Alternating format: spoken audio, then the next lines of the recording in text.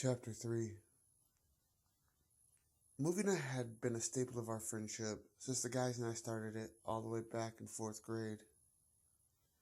It was normally our way of closing out a week and relaxing before doing all of our homework and chores on Sunday.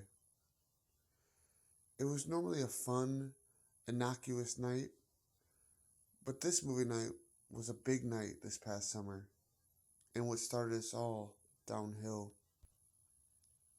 I remember my basement being as dark as it usually was, even in the daytime.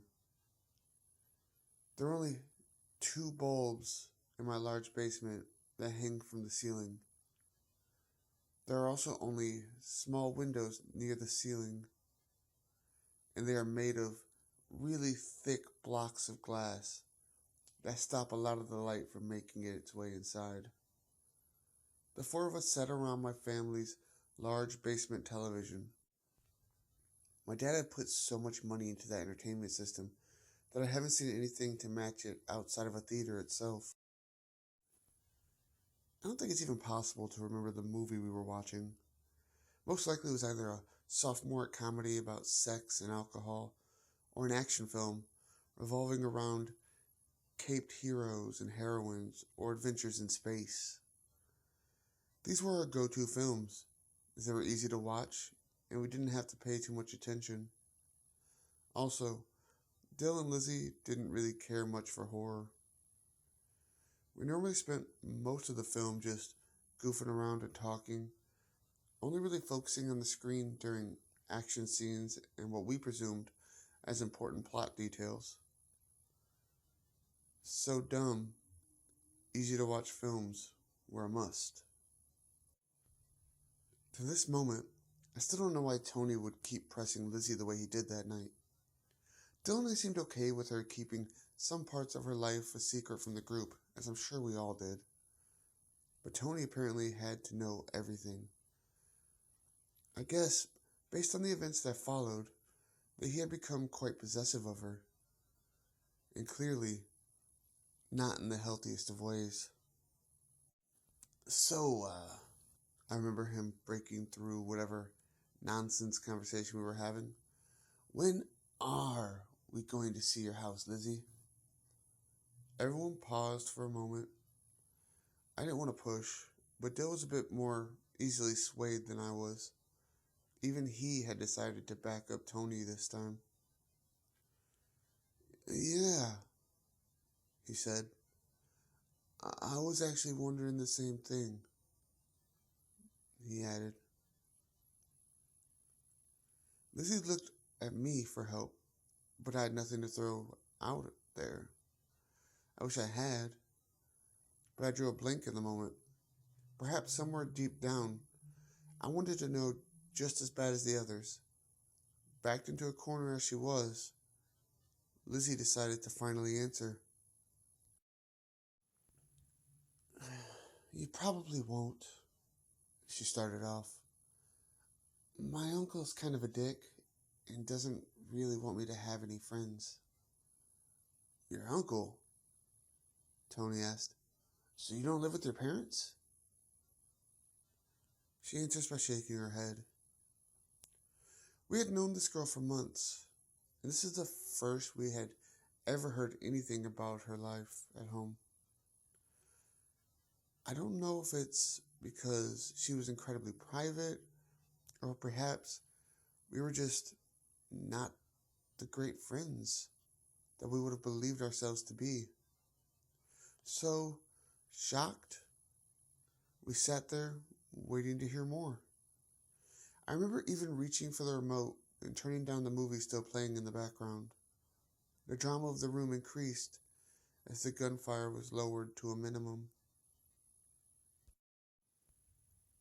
My parents died not too long before I moved here, Lizzie began to explain.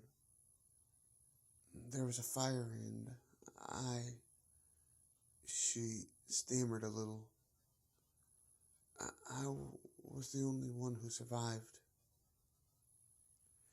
Tears began to come to her eyes, but she stiffened up and didn't let a single one fall.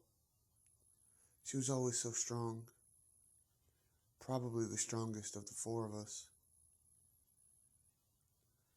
I was then moved here with my aunt and uncle, who I didn't really know. She continued on. They just happened to be my closest of kin, according to the courts. So they threw me there instead of a youth home of some kind.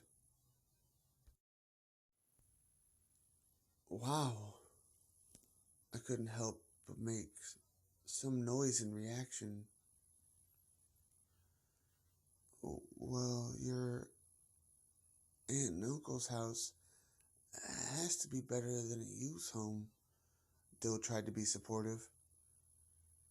You would think. Lizzie's response was unexpected.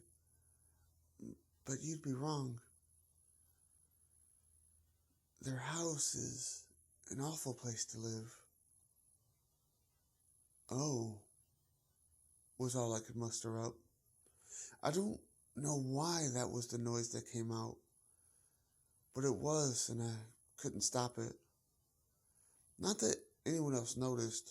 All eyes were on Lizzie, who herself was staring at the wall while continuing her story. They like to keep me locked in the house as much as possible. I'm really only supposed to go from home to school and back to home. Then, how do you spend so much time with us? Dill asked. Well, my aunt's a drunk who's usually passed out and never worried about what I am doing, she began to explain. As long as I'm out of her way, that is. Sounds like a charming woman, I remember joking, but got nothing in response. Admittedly, not a great joke, but I thought I might at least get a chuckle out of her. It did not. My uncle is also a drunk, but one with a job, and she goes on. He works nights and sleeps most of the afternoon away. So as long as I get home before he gets up for work, then we have no issues. That's why you always peace out early, Tony asked in his aha moment of the night. She just nodded. We all sat there for a few minutes with nothing to say. Tony and Dill were really curious about her life, but after getting answers, didn't seem to know what to do with the information. The silence was broken by Lizzie fairly quickly. Speaking of which, she picked up my phone and turned on the display. It's about time for me to be heading home. She put my phone back down and began to head for the steps. Before making her way up, she stopped by Tony, calling out, "Wait," he started. "Doesn't that mean you can sneak out after he leaves for work?" We all looked at her for a moment, and the look came across her face like she had never thought of that. "I guess so," she answers back. "But it would be kind of late." "It's summer," Dill responds, "so it's not like you have to be anywhere in the morning." "True enough," she called back as she began up the stairs. "I'll figure it out and let you know." I really wish she hadn't. Thank you for listening. I release new chapters every Monday, Wednesday, and Friday. If you prefer to read, I do release all 3 chapters every Sunday on my Wordpress. If you know anybody else who might be interested in this story, please feel free to share.